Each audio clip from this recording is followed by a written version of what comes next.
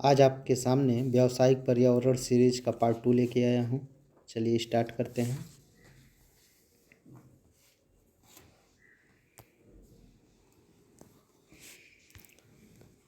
यदि अर्थव्यवस्था में सभी लोग अपने बचत की प्रवृत्ति को बढ़ा देते हैं तो अर्थव्यवस्था की कुल बचत में ये बात की जा रही है। ये अर्थव्यवस्था में सभी लोग, जितने लोग अर्थव्यवस्था में रहते हैं सभी लोग अपनी बचत बढ़ा देंगे, अर्थात सेविंग को क्या कर देंगे, इंक्रीज कर देंगे। जब सभी लोग इंक्रीज करेंगे तो कुल मिला के ओवरऑल अर्थव्यवस्था में क्या हो जाएगी, सेविंग इंक्रीज हो जाएगी। इस प्रकार अर्थव्यवस्था की कुल बचत में क्या हो जाएगी, वृद्धि हो जाएगी। ये ट्रेडिशनल अप्रोच की बात की जा रही है, परंपरागत सिद्धांत की बात की जा रही है। यदि किन्स की बात करें, बेसिकली किन्स की, जॉन मेनार्ड किन्स की बात करें तो उन्होंने इस जो व्यवस्था है उसका खंडन करते हैं और बताते हैं कि यदि अर्थव्यवस्था में सभी लोग अपनी बचतों को बढ़ाने का प्रयास करेंगे, जैसे एग्जाम्पल से यदि एक व्यक्ति सेविंग बढ़ाने का प्रयास करेगा, सेविंग बढ़ाएगा, सेविंग जो होता है इनकम का पार्ट होता है, तो जब सेविंग है, सेविंग बढ़ाएगा मतलब एक्सपेंस क्या करेगा, कम कर देगा। दूसरा व्यक्ति एक्सपेंस कम कर देगा। जब एक्सपेंस कर देगा, कम कर देगा, तो जो दूसरा पर्सन है, सेकंड पर्सन है, उसकी इनकम कम हो जाएगी। जब इनकम कम हो जाएगी तो उसकी सेविंग भी क्या हो जाएगी, कम हो जाएगी। इस प्रकार अगर एक व्यक्ति सेविंग बढ़ाता है, फर्स्ट पर्सन सेविंग बढ़ाता है, तो सेकेंड पर्सन या अदर पर्सन की सेविंग कम हो जाएगी। इस प्रकार कुल अर्थव्यवस्था की बचत को हम देखेंगे तो उसमें स्थिरता आ जाएगी। अर्थात एक व्यक्ति बचत करता है, दूसरा व्यक्ति बचत करता है, तो तीसरे व्यक्ति की आय कम होगी, चौथे व्यक्ति की आय कम होगी और उसकी बचत कम हो जाएगी। कुल मिला के जो होगी अर्थव्यवस्था में स्थिरता आ जाएगी। जब बेसिकली हम किन्स की बात करेंगे तब, जब ऐसे ही बात करेंगे, किसी स्पेसिफिक जो विद्वान हैं उनकी हम बात नहीं करेंगे, तो जब अर्थव्यवस्था में पूछा जाएगा कि प्रवृत्ति बढ़ा देते हैं तो कुल अर्थव्यवस्था में क्या होगी, बचत बढ़ेगी, घटेगी या स्थिर रहेगी, तो हम बताएंगे कि वृद्धि आएगी। इस प्रकार इस प्रश्न का जो सुटेबल आंसर है वो होगा वृद्धि होगी। सेकंड क्वेश्चन देखिए, सामान्य कीमत स्तर में वृद्धि है। सामान्य कीमत स्तर, सामान्य कीमत स्तर में वृद्धि का मतलब ये होता है महंगाई में वृद्धि होना। सामान्य कीमत स्तर मतलब वस्तुओं की कीमत में वृद्धि होना। सामान्य कीमत स्तर मतलब वस्तुओं की कीमत में वृद्धि, वस्तुओं की कीमत में वृद्धि। जब वस्तुओं की कीमत में वृद्धि हो जाएगी तो इसका मतलब यह है कि कोई भी वस्तु खरीदने में जितना हम पहले व्यय करते थे उससे अधिक व्यय करना पड़ेगा, उससे अधिक व्यय करना पड़ेगा। इसका मतलब महंगाई बढ़ गई और हम महंगाई को क्या कहते हैं, स्फीति कहते हैं। इसका मतलब सामान्य कीमत स्तर में वृद्धि को हम स्फीति कह सकते हैं। तो पहला ऑप्शन इसका सही है। अगला क्वेश्चन देखिए, अर्थव्यवस्था में संतुलन की शर्त है। अर्थव्यवस्था को हम संतुलन की शर्त की पूछा जा रहा है, कौन सा ऑप्शन सही है। समस्त मांग बराबर समस्त पूर्ति, पहला ऑप्शन। दूसरा, बचत बराबर निवेश। तीसरा, रिसाव बराबर अंतःक्षेपण। चौथा ऑप्शन है इनमें से डी। तो ये सभी ऑप्शन सही नहीं है, बल्कि पहला ऑप्शन सही है, क्योंकि जब समस्त मांग समस्त पूर्ति के बराबर हो जाए, अर्थात जितना मांग है उतनी पूर्ति हो, जितनी पूर्ति हो उतनी मांग हो, तो माना जाता है अर्थव्यवस्था संतुलन में। इस प्रकार ऑप्शन ए सही है।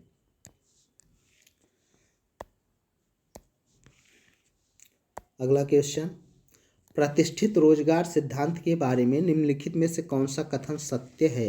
प्रतिष्ठित रोजगार सिद्धांत के बारे में बात की जा रही है। पहला ऑप्शन है, अर्थव्यवस्था सदैव पूर्ण रोजगार की स्थिति में रहती है।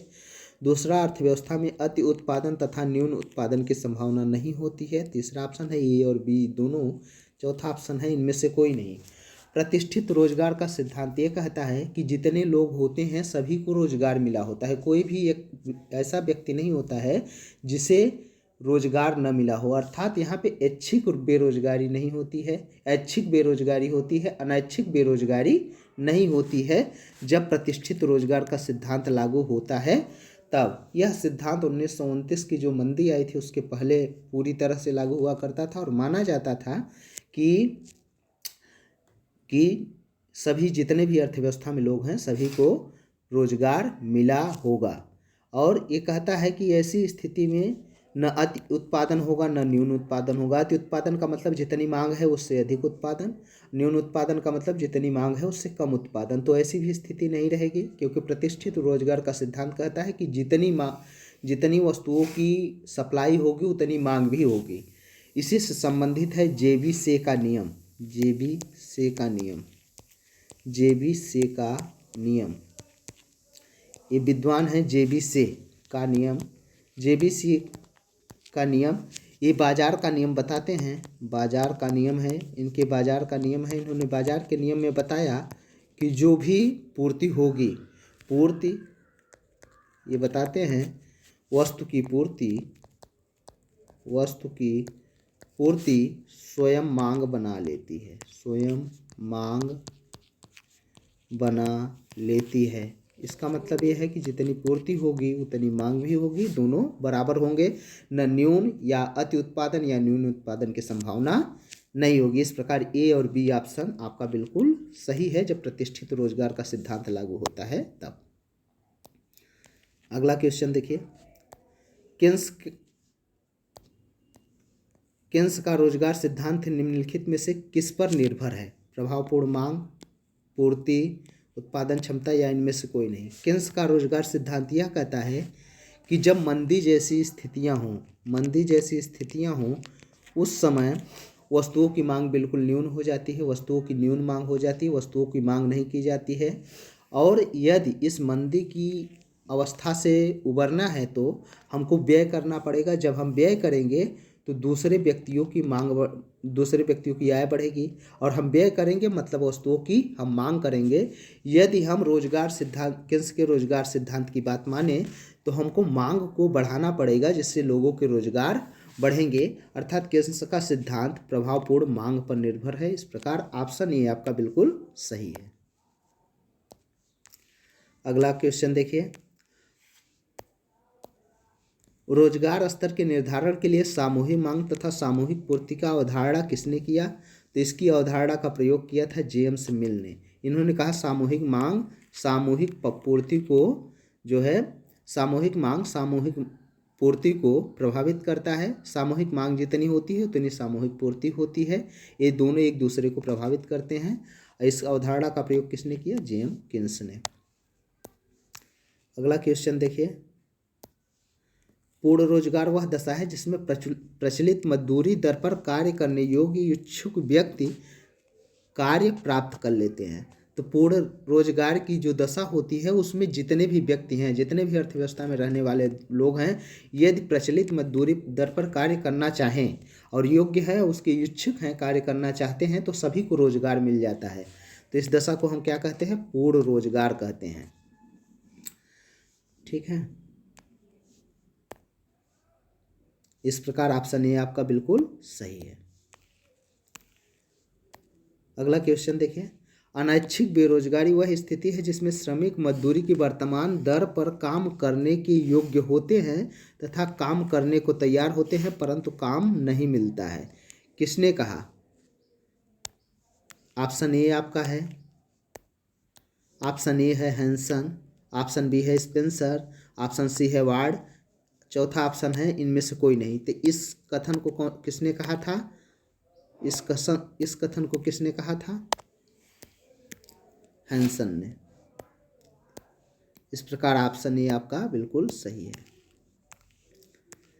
अगला क्वेश्चन देखिए, क्वेश्चन नंबर 9, पूंजीगत पदार्थ कौन है? यहाँ पे पूछा जा रहा है कौन कौन से पूंजीगत पदार्थ हैं। तो मशीन आप जानते हैं पूंजीगत पदार्थ है, बिल्डिंग भी है, औजार भी है, तो इनमें से सभी। ये ऑप्शन डी आपका बिल्कुल सही है।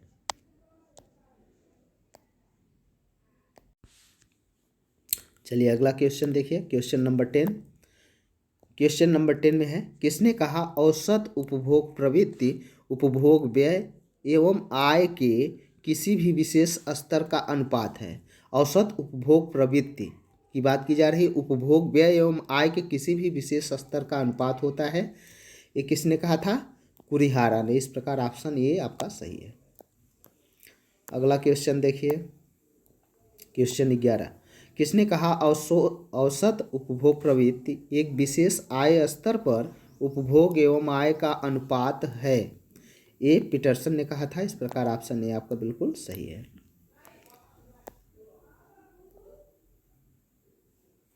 आय के विभिन्न स्तरों पर बचत तथा आय का अनुपात है। आय के विभिन्न स्तरों पर बचत तथा आय का अनुपात है, क्या कहलाता है?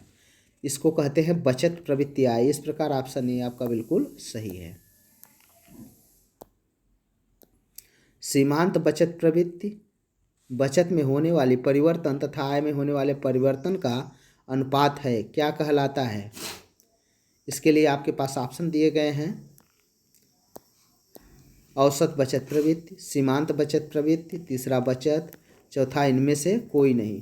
तो इसके लिए ऑप्शन आपका है सीमांत बचत प्रवृत्ति।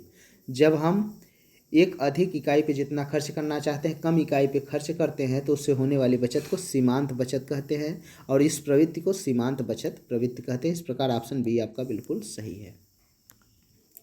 अगला क्वेश्चन देखिए, किसने कहा ब्याज के अभिप्राय किसी निश्चित समय के लिए तरलता के परित्याग से प्राप्त होने वाला पारितोषिक है? मार्शल ने, केन्स ने, कार्बर ने या इनमें से कोई नहीं? तो इस प्रकार इसका ऑप्शन केन्स है। तो ये कोटेशन दिया था केन्स ने।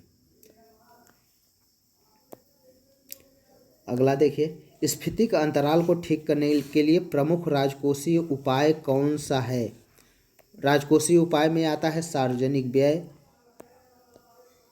कर आता है, सार्वजनिक ऋण आता है। ये सभी किस में आते हैं? राजकोषीय उपाय में आते हैं, फिजिकल पॉलिसी में आते हैं। तो ये चारों ऑप्शन सही हैं। ये चारों ठीक करने के लिए काम आएंगे स्फीति का अंतराल को। मतलब इन्फ्लेशन की अगर परिस्थितियाँ हैं तो उन सबको ठीक करने के लिए इन सब का प्रयोग किया जा सकता है। इसलिए ऑप्शन डी आपका बिल्कुल सही है। अगला क्वेश्चन,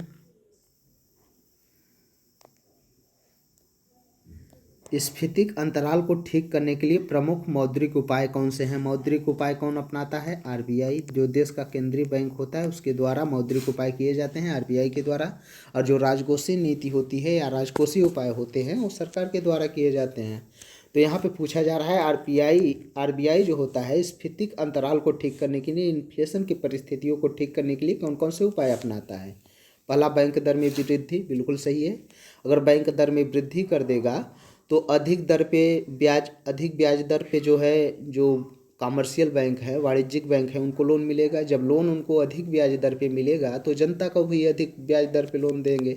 इस प्रकार जनता में पैसा कम जाएगा, कम लोन लेंगे लोग। तो इसलिए स्फीति कंट्रोल किया जाएगा, इन्फ्लेशन को कंट्रोल किया जा सकता है। दूसरे, खुले बाजार की प्रतिभूतियाँ बेचना।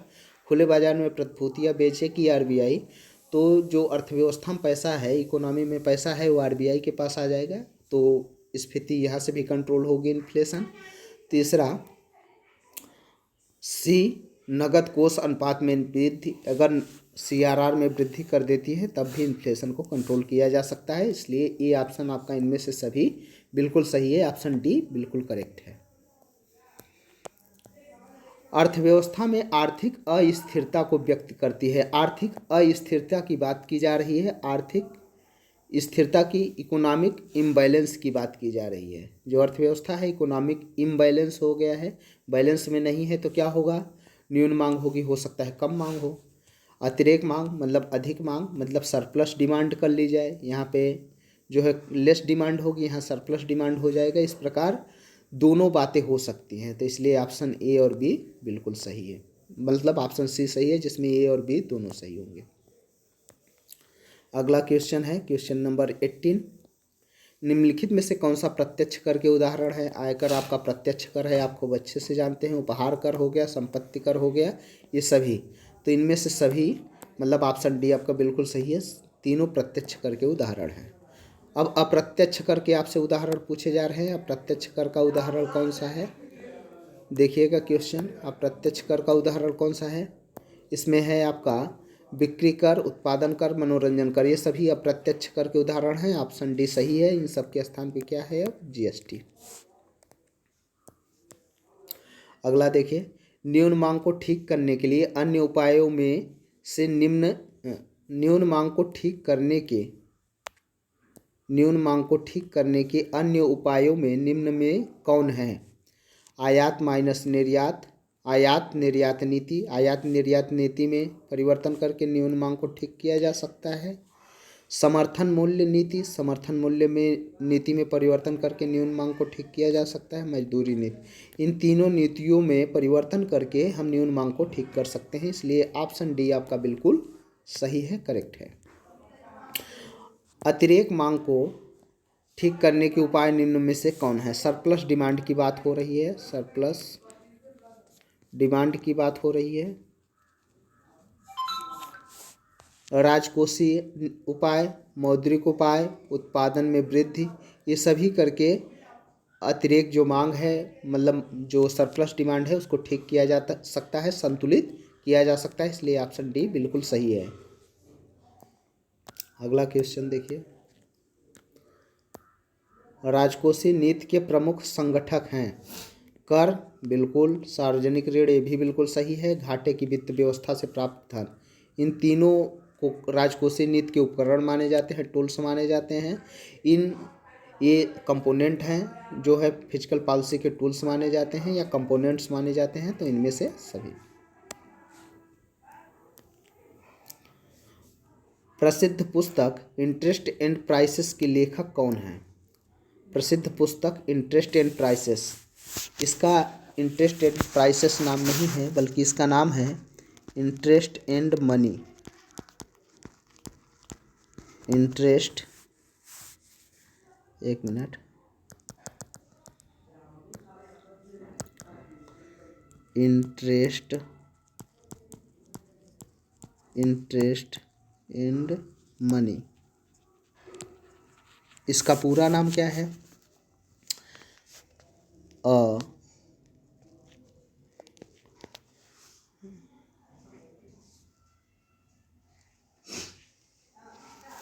इसका पूरा नाम है general theory of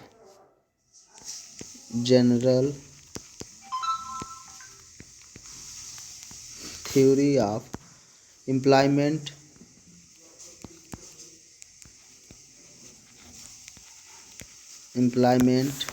interest and money. इस पुस्तक का पूरा नाम ये है general theory of employment interest and money. ये किसके द्वारा लिखी गई है? J.M. किन्स के द्वारा। यह लिखी गई थी फरवरी 1936 में, जब तीसा की मंदी आई। 1929 से लेके 1933 तक यह विश्वव्यापी आर्थिक मंदी आई। उसी समय J.M. किन्स ने 1936 में अपना एक किताब लिखी जिसका नाम था general theory of employment interest in money. J.M. Keynes ने फरवरी 1936 में उसी समय इन्होंने एक रोजगार का सिद्धांत भी दिया, जिसे कहा जाता है किन्स का रोजगार सिद्धांत, जो अभी आपको ऊपर MCQ में आया था, बता चुके हैं। तो J.M. किन्स की ये पुस्तक थी। और यहाँ पे इंटरेस्ट एंड मनी नाम है। इसका ऑप्शन ए सही होगा, यहाँ पे गलत दे दिया गया है नेट विक्सेल। तो J.M. किन्स की यह पुस्तक है, J.M. किन्स इसका आंसर सही होगा। इसका बी नहीं बल्कि ए ऑप्शन सही होगा। अगला क्वेश्चन देखिए, व्यापार चक्र के उत्पन्न होने के निम्नलिखित में से कौन से कारण हैं? अपस्फीतिक दशाएं, स्फीतिक दशाएं, ए और बी दोनों, इनमें से कोई नहीं। तो अपस्फीतिक दशाएं का मतलब होता है मुद्रा का संकुचन होना, मंदी की अवस्था होना, इसे मंदी की अवस्था भी कह सकते हैं। तो मंदी की अवस्था आ जाती है तब भी। और ये स्फीतिक दशाएं मतलब तेजी रहती है, इसे हम तेजी कह सकते हैं जब व्यापार चक्र में चल रहे हैं, व्यापार चक्र की उसमें टर्म में। तो मंदी और तेजी रहेगी तभी व्यापार चक्र रहेगा। तो दोनों कारण होंगे, अर्थात ए और बी आपका सही ऑप्शन है, मतलब सी ऑप्शन बिल्कुल सही है, जिसमें ए और बी दोनों आ जाएंगे। अगला क्वेश्चन नंबर 25, न्यून मांग को ठीक करने के लिए निम्नलिखित में से कौन से उपाय हैं? लेस डिमांड को बैलेंस करने के लिए बात की जा रही है। लेस डिमांड को कैसे बैलेंस किया जाए, उसके लिए राजकोषीय नीति, मौद्रिक उपाय दोनों किए जा सकते हैं। ऑप्शन सी बिल्कुल आपका सही है। अगला क्वेश्चन देखिए, राजकोषीय नीति के अंतर्गत निम्नलिखित में से किसे शामिल किया जा सकता है? एक बार आपने देख लिया, सार्वजनिक व्यय, करारोपण, सार्वजनिक ऋण, सभी शामिल किए जाते हैं। ऑप्शन डी बिल्कुल सही है, आंसर डी सभी। अगला देखिए, केंद्रीय बैंक अर्थव्यवस्था में आर्थिक स्थिरता प्राप्त करने के लिए मौद्रिक नीति द्वारा निम्नलिखित में से किसे नियंत्रित किया जाता है? मुद्रा की पूर्ति को नियंत्रित किया जाता है, ब्याज की दर की पूर्ति की जाती है। अगला है मुद्रा की उपलब्धता।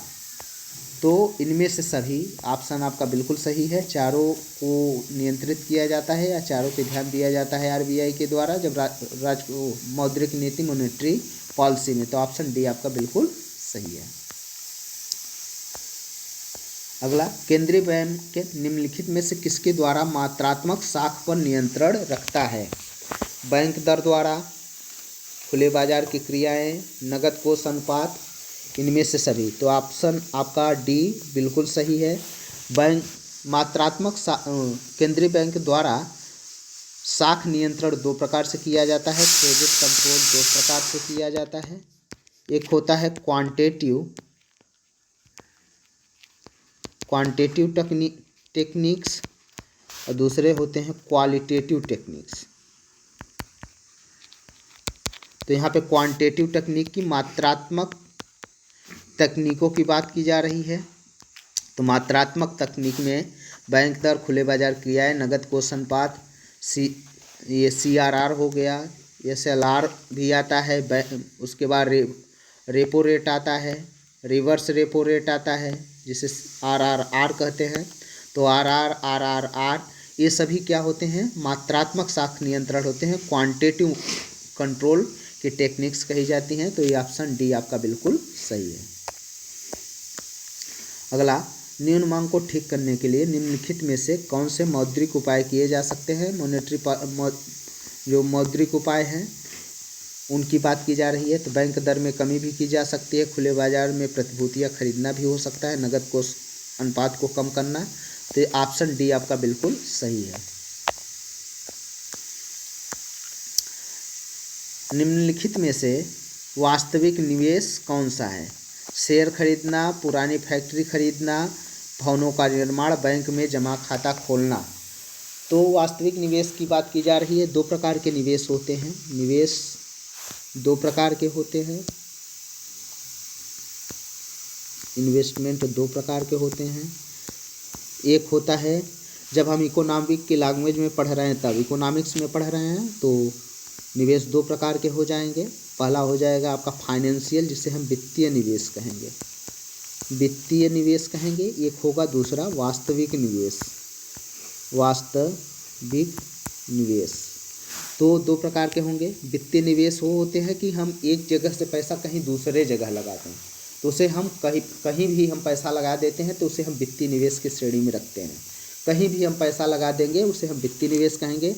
वास्तविक निवेश वह होता है जिससे प्रति व्यक्ति आय, राष्ट्रीय आय में या सकल घरेलू उत्पाद में जब वृद्धि होती है तो हम उसे वास्तविक निवेश कहते हैं।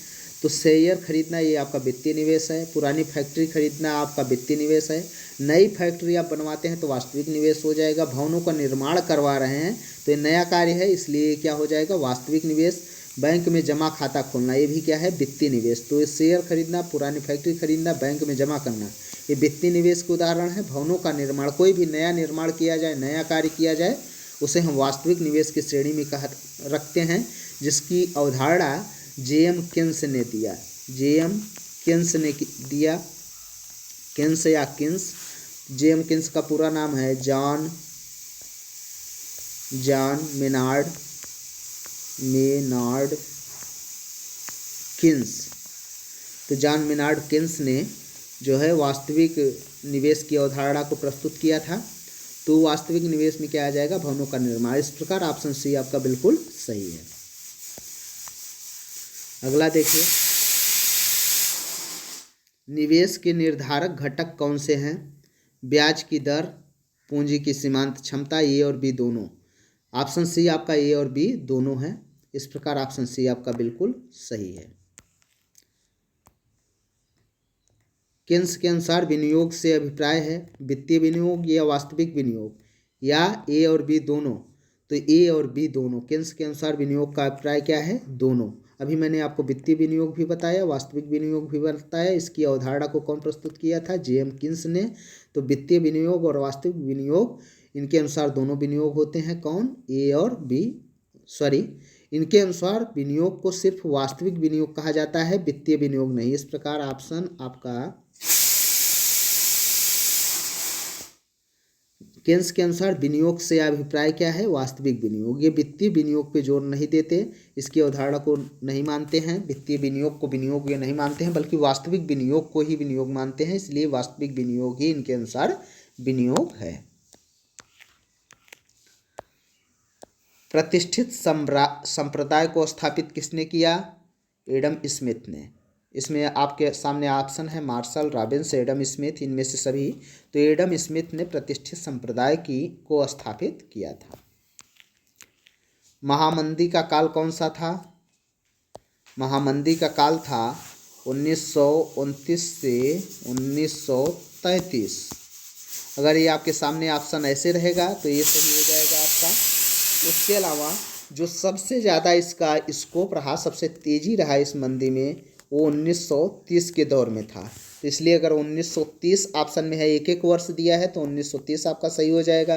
अगर इस प्रकार दिया है तो 1929 से 1933 के बीच रहेगा, तो ए ऑप्शन सही हो जाएगा। तो 1930 में सबसे ज़्यादा तेज़ी थी, इसलिए महामंदी का काल कौन सा कहा जाता है? 1930। एक प्रश्न इसी प्रकार और पूछा जाता है, तीसा की मंदी कब आई थी? तीसा की मंदी, तो तीसा की मंदी कब आई थी? 1930 अगर ऑप्शन है तो 1930, नहीं तो 1929 से 1933। इसे विश्वव्यापी मंदी भी कहते हैं। अगला क्वेश्चन देखिए।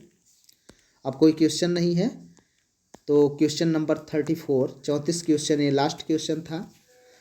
वीडियो अच्छा लगा हो तो लाइक करना ना भूलें, सब्सक्राइब करना ना भूलें। सब्सक्राइब कर लें और शेयर भी कर दें। धन्यवाद। मिलते हैं अगले वीडियो में पार्ट 3 में।